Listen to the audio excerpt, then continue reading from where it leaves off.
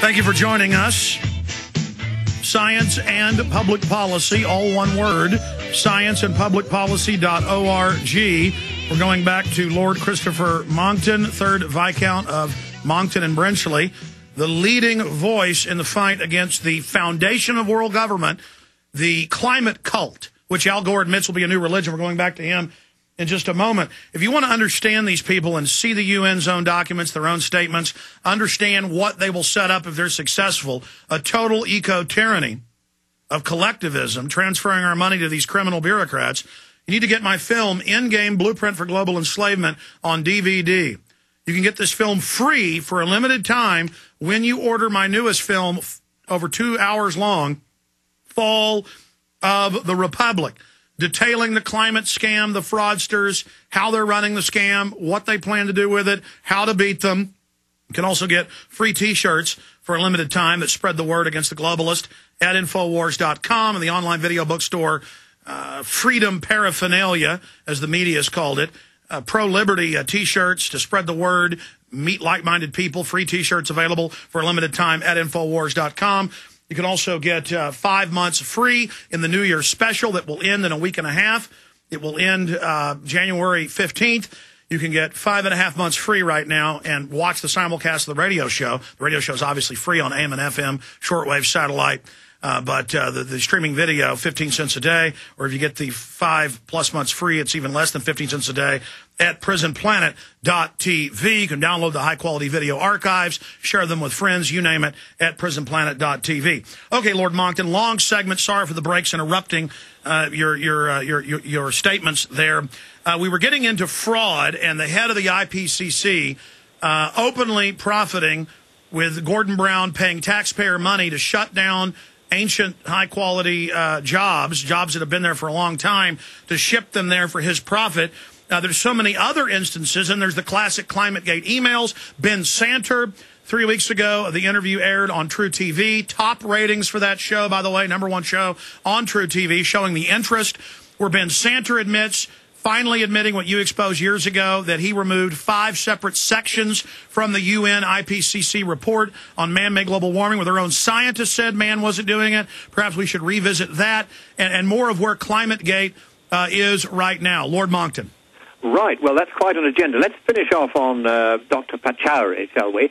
The other thing I've done is to report him to the British Charity Commission, with a request that they should pass on the details to the police, because he runs, along with Crispin Tickell and Sir John Horton, who is the former chairman of the IPCC, a charity called TERI Europe. That is the Energy Research Institute Europe, founded originally by Tata Steel Industries. And, of course, it's Tata Steel which happens to be taking over this steelworks and shutting it down in the UK and opening it in India to make more profit twice over out of our subsidies and destroying 1,700 of our jobs. Well, this man, Pachauri, because these jobs have been destroyed, I'm now having a very close look at him and what he's doing to our people. And I discovered he'd set up this charity along with the former chairman of the IPCC, the UN's climate panel, John Horton. And that charity, in each of the last 3 years, has declared income of only 7,000 or 8,000 sterling. In fact, in the last 4 years, added together, less than 25,000 sterling. And yet, on the website of the Department of the Environment here, a government department, I have found a grant of £30,714 just in 1 year, 2006 to 7, to the Tata Energy Research Institute Europe, this charity which has declared only £25,000 of income in total over 4 years. On one grant on one of its projects, it has received more than the money it's declared for 4 years. Now, that is false accounting, and I have asked for an explanation from the Charities Commission. There may be, and let's be fair, an innocent explanation, but I'm blowed if I can see one. And what I think is building up here is a sense that these people thought that they had become above the law. They thought they'd got the mainstream media where they wanted them, that nobody would ask any questions about any of this, that they could do what they liked with British people's jobs, American people's jobs. There's just been a large American aluminum smelter closed down. Again, about 2,500 jobs destroyed overnight. Why? Because the company that ran it can no longer find anyone to sell it electricity to run the smelter. Because aluminum smelting takes a lot of electricity. And because the greenies and the environmental Marxists have gone round banning the building of new coal-fired power stations and also stopping nuclear ones being built, America is running out of the energy that is needed to safeguard jobs. Meanwhile, to interrupt, major closures. It's happening in Britain. Major closures, major losses of jobs directly attributable to this financial and scientific fraud, for that is what it now is. And at a number of different places, we're now getting investigations. There is, of course, now the Climate Gate investigation. Now, the original terms of reference for that were rather soft. It was just a little bit of a slap on the wrist for the university for having perhaps not complied with the Freedom of Information Act when other scientists asked for information. That's bad enough, heaven knows, in a matter where they're about to spend trillions on the say-so of these scientists whose work we can't check because they won't give us their data. But on top of that, I have now written to the chairman of this inquiry who's been appointed, and I've said, look, mate, there is a large scientific and financial fraud underlying all this.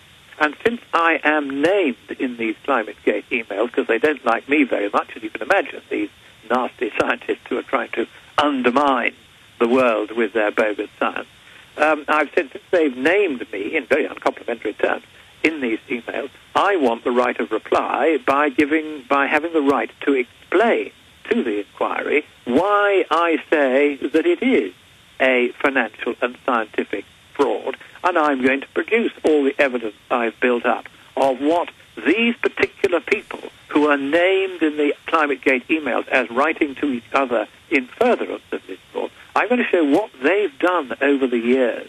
I gave a presentation on this in Copenhagen, and you should have seen the jaws dropping all around the room. As I said, I've been following all these people for years. I've been watching them committing scientific fraud. I've suspected all along that they were linked, and now we have the evidence, thanks to the ClimateGate whistleblower, showing that they are linked. This is an organized conspiracy of not very many people. You know, it's not as though we're talking of thousands of scientists in this conspiracy. It's about 2 dozen.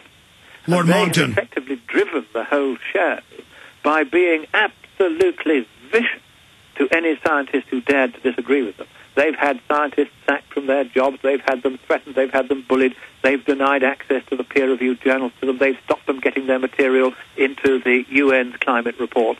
These people have been driving this scare, and they have been so nasty that they've terrified ordinary scientists who aren't very political and aren't very strong-willed into silence, so that they could then claim that because none of these scientists dare to argue with them for fear of losing their jobs, therefore there is a consensus.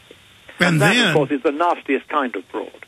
Lord Monckton, and then when scientists 31,000 did try to testify last year in Congress, they were blocked from being able to testify, even though they've been persecuted. But expanding on that, I saw a number in the BBC just a month ago of China opening a new coal-powered plant every 2.5 days.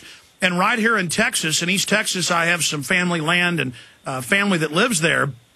And they were going to build a new clean-burning coal plant to power several new factories that were going to be moving in. And none of that happened because local environmentalists under green funding from the UN and the federal government ran around terrorizing and threatening lawsuits, and it didn't happen. And so those plants were not built anywhere in the United States. It was multiple clean-burning, coal-powered plants that literally nothing comes out of there but steam and carbon dioxide. And we see Al Gore, we see the government, we see Maurice Strong, we see George Soros. They control, and you've spoken about this, but if you can elaborate briefly, about how they get to decide where the federal money goes for new energy, and it's always invested with their companies that they make profits from. I mean, this isn't just them trying to set up a global government and tax system. It's a new dark age where they are the only people that get a letter of marque or license from this new imperial crown of the UN to be able to even engage in any type of manufacturing.